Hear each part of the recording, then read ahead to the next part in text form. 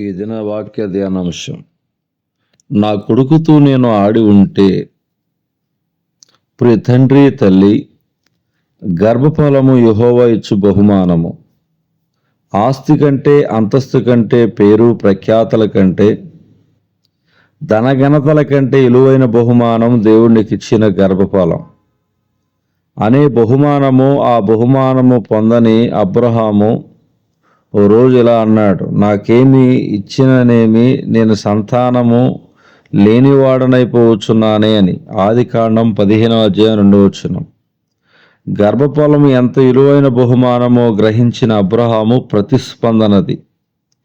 దేవుడిని ప్రేమించి అనుగ్రహించిన బహుమానమే నువ్వు పొందుకున్న కుమారుడు లేదా కుమార్తె.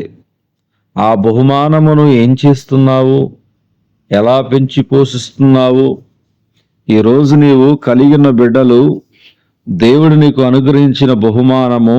వారిని ఏ రీతిగా తీర్చిదిద్దుతావో అది నీవు దేవునికి ఇచ్చే బహుమానము అని గ్రహించి వారిని పెంచవలసిన బాధ్యత ఉంది కదా. ఒకానొక సమయాన పిల్లలు పార్కులో ఆడుకొనుచుండగా ఇద్దరు తండ్రులు బెంచి మీద కూర్చుని మాట్లాడుకొనుచు, అందులో ఒక ఆయన, అదిగో ఆ రెడ్ కలర్ షర్ట్ అబ్బాయి మా అబ్బాయి అని తన కొడుకుని పరిచయం చేస్తూ బహుగా మురిసిపోయాడు. అలా మాట్లాడుతూ కొడుకుని పిలిచి, బాబు సమయం అయిందిరా వెళ్దాం అని అన్నాడట. అందుకు ఆ కుమారు, డాడీ ఇంకొక 5 నిమిషాలు ప్లీజ్ అని అంటూ ఆడుకొనసాగాడు.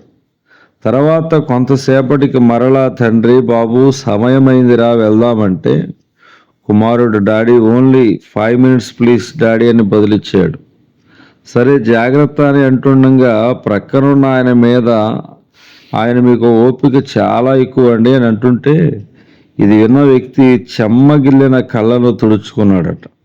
అదేమిటి అలా కంటతడి పెడుతున్నారు అని ప్రక్కన కూర్చున్న వ్యక్తి అడగగా, 2 సంవత్సరాల క్రితం మా మొదటి బాబు ఈ పార్కులో ఆడుకుందాం రా డాడీ అంటే నేను పనుల ఒత్తిడిలో పడి నువ్వే వెళ్ళి ఆడుకో అని వాని ఒంటరిగా పంపించాను.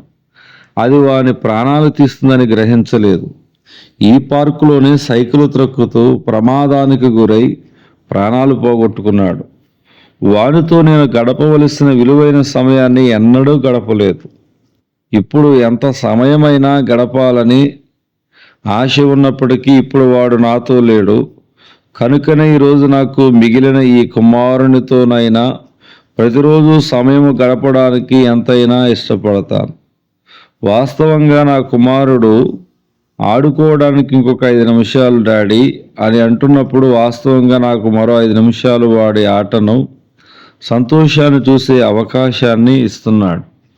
అందులోనే నాకు గొప్ప ఆనందం ఉంది. ప్రియ తల్లిదండ్రులు, మీ పిల్లలు మీకు దేవుడిచ్చిన బహుమానము.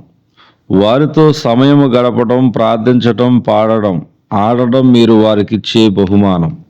దేవుడి దిన వాక్య ధ్యానం దేవుడు దీవించునుగాక. ఆమేన్.